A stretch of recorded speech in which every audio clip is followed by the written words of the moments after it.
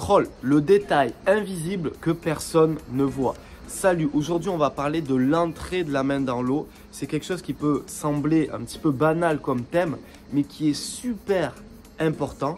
Car une mauvaise entrée de la main dans l'eau va faire naître tout un tas d'erreurs dans ta nage du crawl. Au programme de la vidéo, très simple, on va voir l'erreur à ne pas commettre en première partie.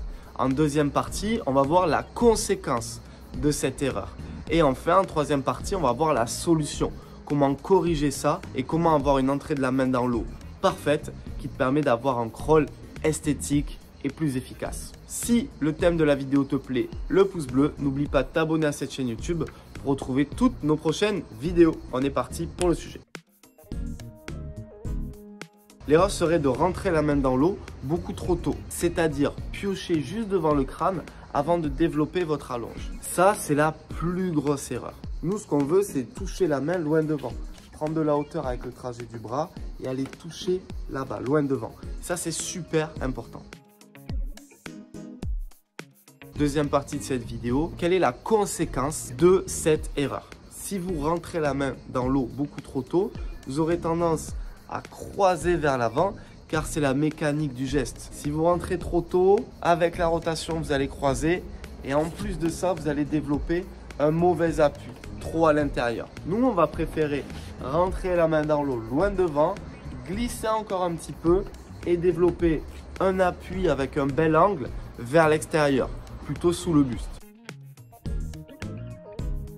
Donc, solution, troisième partie de la vidéo. L'idée est simple, ça va être de se mettre des repères pour toucher la main loin devant. Les premiers exercices que tu dois faire, c'est bien ouvrir le buste et penser à bien prendre de la hauteur avec l'épaule et le coude et aller toucher loin devant.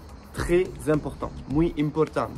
Maintenant, on va se donner un repère qui est vraiment tangible, qu'on peut sentir. Vous allez faire un clapot le plus loin possible devant, c'est-à-dire dégager, prendre de la hauteur, être à deux doigts de toucher l'eau et juste avant de toucher l'eau, le petit clapot.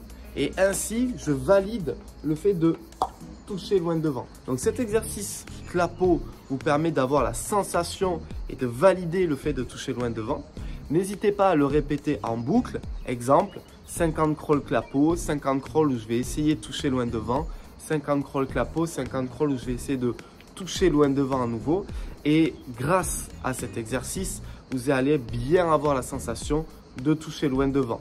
Ainsi, vous pourrez corriger toute erreur où vous allez venir croiser comme ça vers l'avant et développer des mauvais appuis trop à l'intérieur. Si tu veux peaufiner ta technique, encore une fois, tu peux retrouver toutes mes promos. Les liens sont dans la description. On se retrouve très vite pour des prochaines vidéos. C'était Malcolm. Ciao.